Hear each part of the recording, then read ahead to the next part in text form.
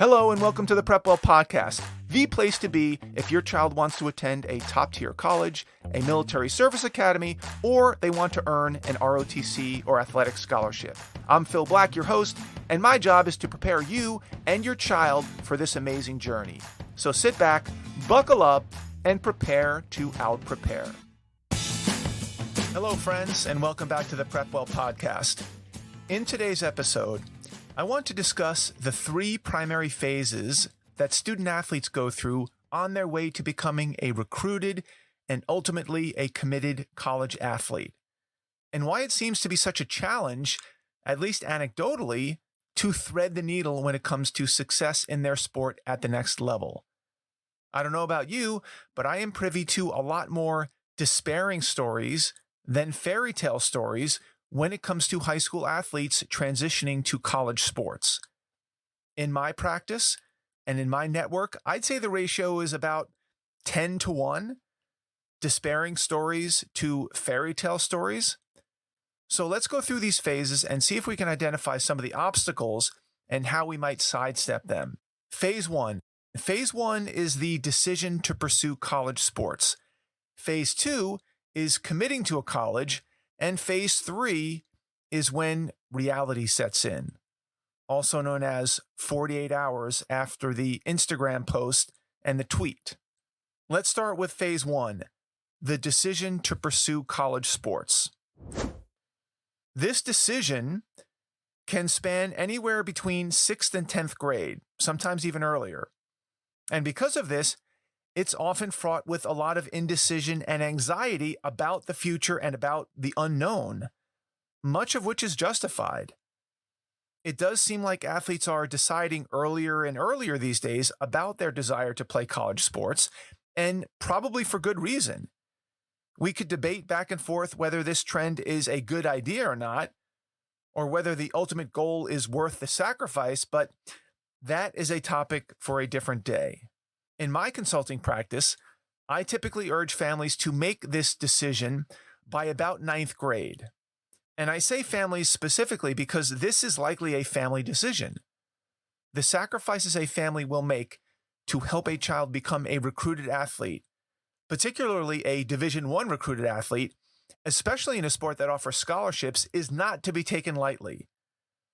Now, there's no hard and fast rule about deciding by 9th grade, because there are so many differences between girls and boys sports, the sports themselves, the recruiting timelines, the maturity of the athletes, their development profiles, and many other factors.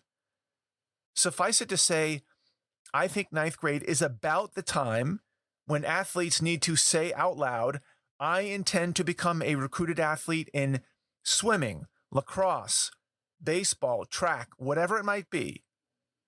And by the way, this goes for all competitive levels, not just Division I or scholarship schools.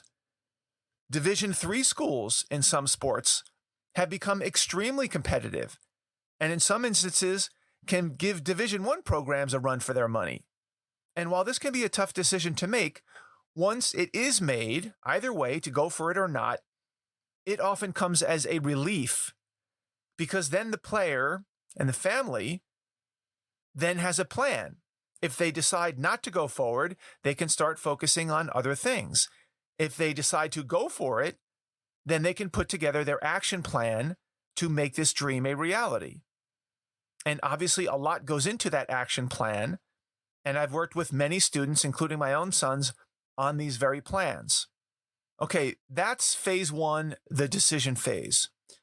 Let's move on to phase 2, the commitment phase. The commitment phase happens about 2 years later when the athlete is a junior in high school, typically. And that can vary a bit based on a few factors: the sport, the recruiting conventions, the quality of the athlete, the admissions practices. Of course, we've all heard of those crazy stories of the 7th grade quarterback getting an offer to play football at XYZ University. Most of those stories are more hype and more PR than anything else. It's fun to talk about. It makes for a cool soundbite, but it's not very common. The reality is that by junior year in high school, a competitive athlete who is being recruited to play sports in college, at the Division I level at least, will often have the opportunity to commit to a school that they want to play for, hence the commitment phase. When and if an athlete gets to this point, it's probably the most fun phase for the athlete because presumably they're being called on by a bunch of college coaches and players and boosters and the like, and they're feeling good about themselves. They feel wanted, which is great. At this point, so much time and effort and money has gone into this journey that it's nice when the time comes where athletes can see the fruits of their labor, or at least the promise of the fruit. Different sports have different conventions as to how and if and when it's appropriate for the athlete to announce their quote-unquote commitment to a particular school. These days, Twitter and Instagram seem to be the places where athletes will announce their commitment to play at any particular college.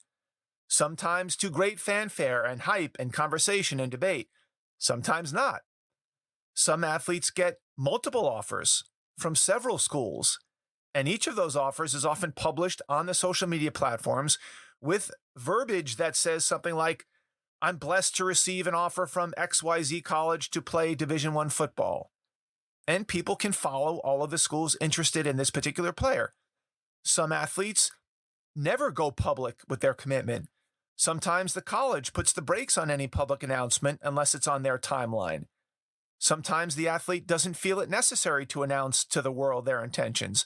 There are all kinds of variables that go into how an athlete wants to represent the culmination of their journey, if you will. I have my own opinions on how this process goes down, but we'll leave that for another day. What I don't want to do is to breeze over what it takes to make this final commitment decision, because it can be a tough one, not for every athlete, but for a lot of them, because there are a lot of moving pieces and personalities and priorities to manage. For example, an athlete fielding various offers, if they should be so fortunate, should be thinking about several things. The coaching staff. How long have they been at the school? How successful have they been?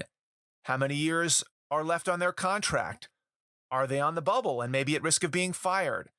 Have they been so successful that they may jump ship to a bigger and better opportunity if given the chance? What's their pitch? Do they sound truthful and honest and realistic? What do the players think about the coach? What do other coaches think about the coach and his or her staff? Does this coach plan to make use of the transfer portal? What is their history with the portal?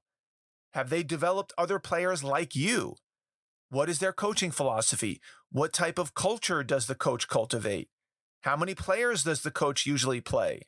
A lot or a few? Where do they think you might play? When do they think you might play? Do they think you'll be an impact player?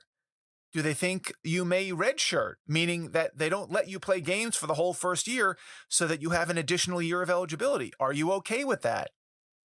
Now, I don't want to put too much emphasis on the coach because you can't always count on that coach sticking around for another 4 years, but the coach can have an outsized impact on your experience, both good and bad.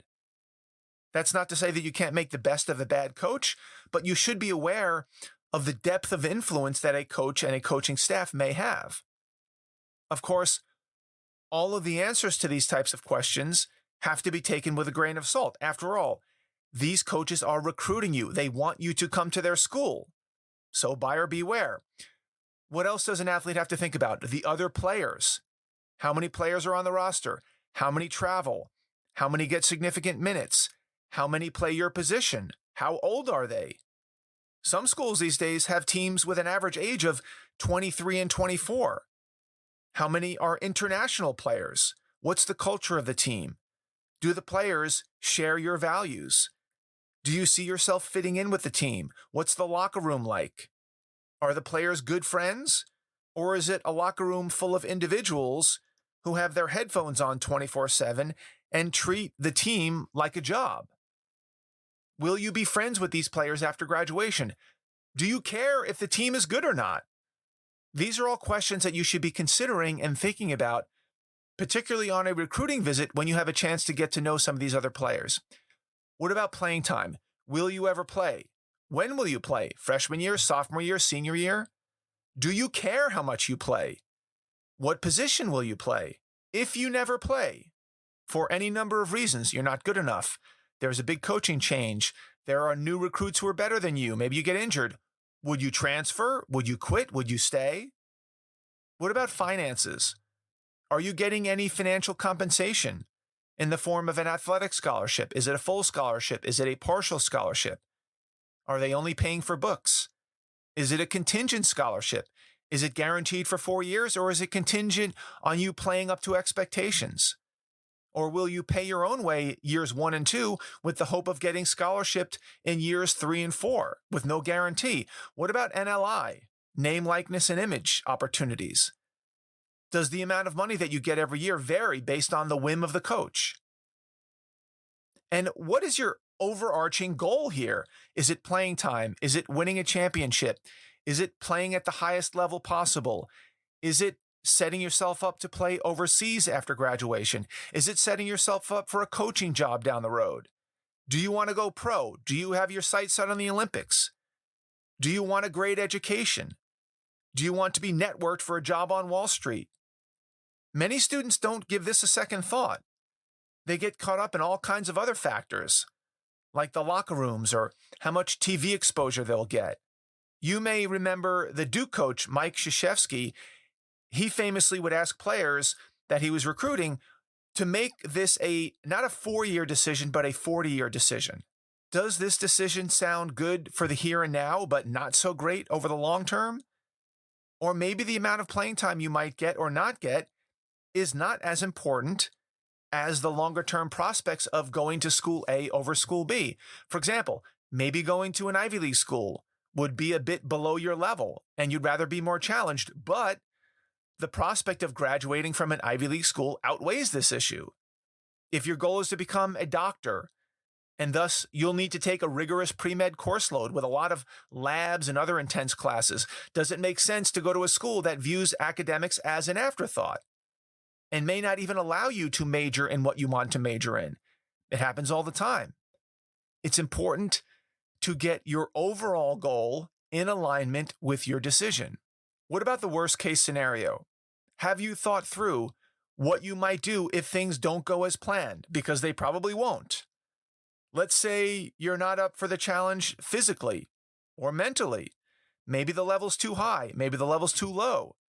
Maybe you don't like the locker room. The coach gets fired. You get injured. The college cancels the sport because of lack of funding. Your promised scholarship gets taken away. A young recruit comes in behind you and takes all your minutes. The culture becomes toxic.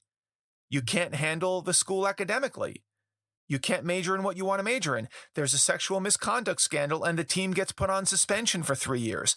These are not rare occurrences. In fact, the point of this podcast is to bring to light how common many of these scenarios are. As fun as this commitment phase may be on the surface, dropping that Instagram post that was meticulously designed by a graphic artist at just the right time, I have to wonder, after years and years of experience, whether athletes are prioritizing the right things. Do they care more about the likes and the comments on their commitment post than they do about the long-term consequences of this decision? And this is no laughing matter. The stakes can be quite high in the world of college recruitment. It could be a matter of paying for college or not paying for college. In some cases, this could be a $500,000 swing. It could be a matter of a massive interruption in your college career due to an impulsive move. I guess my point is, the commitment phase can also be a time when emotion trumps pragmatism. Teenagers can be influenced greatly by a particularly engaging coach, or the promise of NLI money, or the hype of a slick-looking locker room, or unrealistic expectations of their playing time. They need your guidance to make sure they're seeing the full picture. Let's move on to phase 3. Phase 3 is dealing with reality. Once the commitment is made and the IG post drops and the tweet goes out, the hype will last for 20 to 48 hours. And then it's over. The athletes think that their big news will last for weeks and months. and that they'll be able to bask in the glory of being a committed college athlete for the foreseeable future. They can't wait for the day they can announce to the world that they've committed to ABC College. And yes, friends will be excited. The post will garner likes and comments. And then guess what? 48 hours go by and it's over. Poof. No more likes, no more comments. Everyone has moved on. It can be quite a letdown for athletes who've been dreaming about this day for many years. It's been their sole goal for many years. There has been so much riding on this one decision, and the journey has been so long and often so risky that there's a catharsis when the athlete finally drops that commitment post. However, this is also exactly when the hard work actually begins. This is when you find out what you're made of. Because the optics of you being a Division I athlete in college have been achieved, check. But there's a lot more work to be done. This is not the end of the road. In fact, it's just the beginning. And in the following months and years, the pressure sometimes starts to mount. And when athletes are faced with this reality, sometimes the foundation begins to crack and things start to go sideways. This happens so often that I decided to podcast about it. The hype is over. You've gotten into college. You've made it through the recruitment process. You've made your IG post. And now you have to produce at the next level. And that can be very challenging. Will the same coach who recruited you still be there when you arrive? Will you be redshirted? Will they have recruited someone better than you? Will you like the other players? Can you play at the level expected of you? Can you avoid injury? Can you pursue the education you want? Can you major in what you want to major in? Are you being forced to live with players off campus instead of on campus housing? Are the players drinking and smoking and carousing and not taking the team seriously? Are you starting to partake in the drinking and smoking and carousing to numb your reality? Are you actually getting the money that was promised through scholarship or NLI or both? Is the commitment too much? Are you homesick? Do you still love the game? Are you physically up to the task? Are you mentally up for the task? Can you handle the coach's coaching philosophy? Is it too much pressure?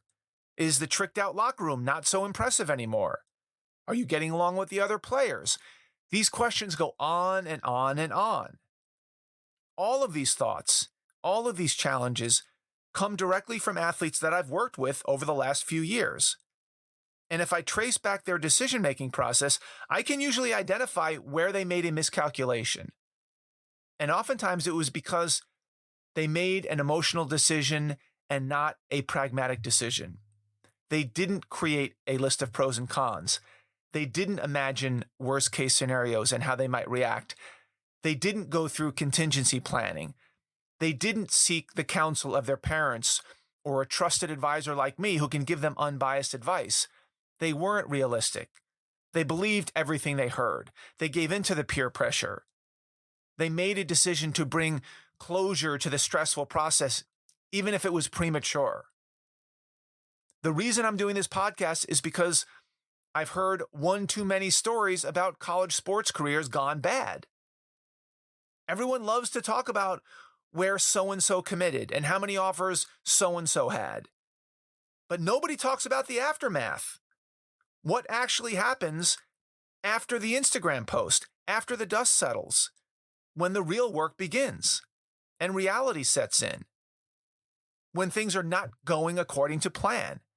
Nobody is talking about this. Now look, there's not a foolproof method.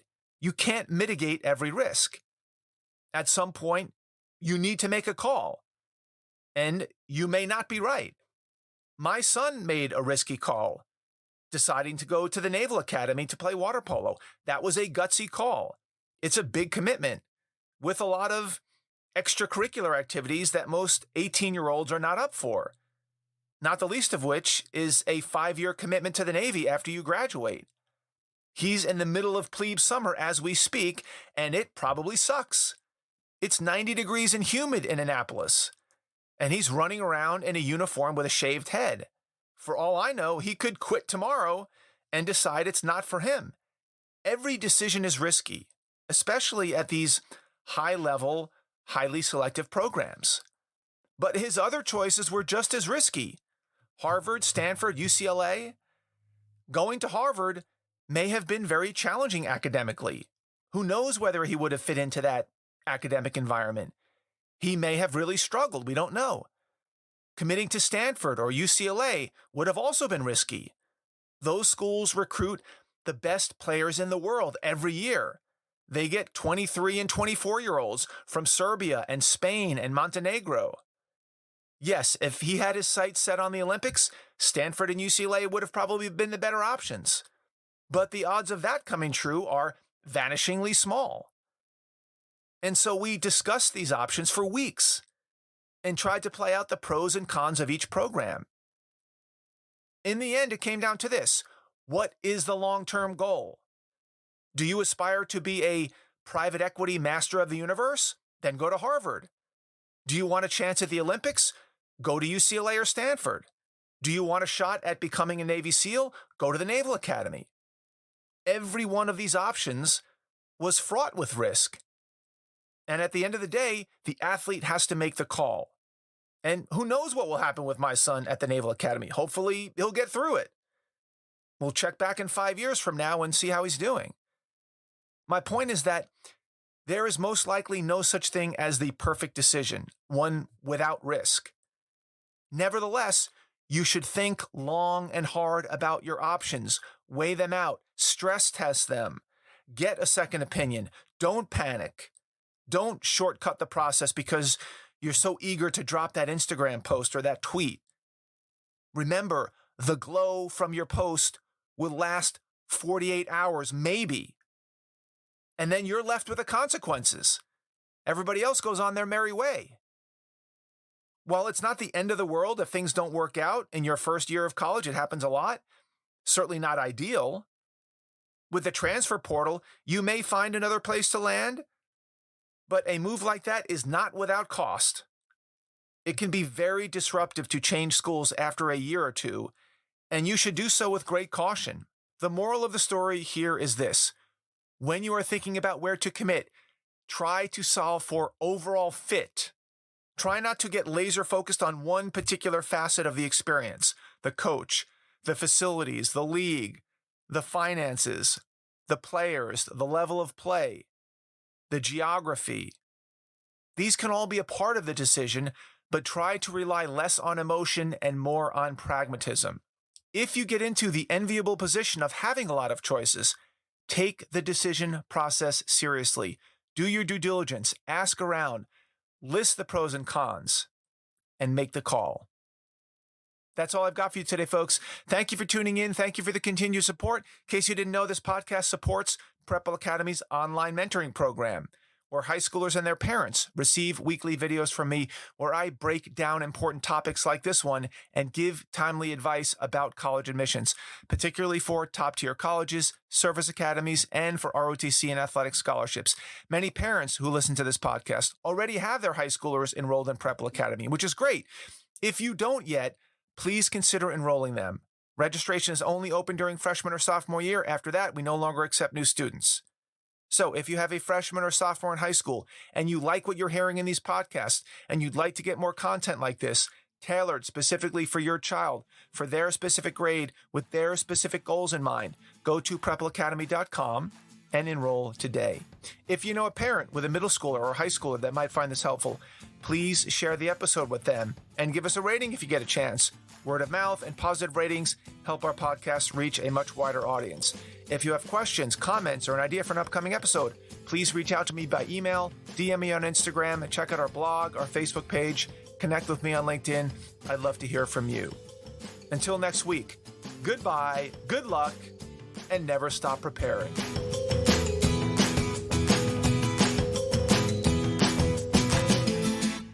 This podcast is brought to you by PrepWell Academy. PrepWell Academy is my one-of-a-kind online mentoring program that delivers to your 9th or 10th grader a short, highly relevant video from me every week, every Sunday, in fact, where I give them a heads up about what they should be thinking about to stay ahead of the game. To get these valuable lessons into your child's hands, please head over to PrepWellAcademy.com and enroll your child today.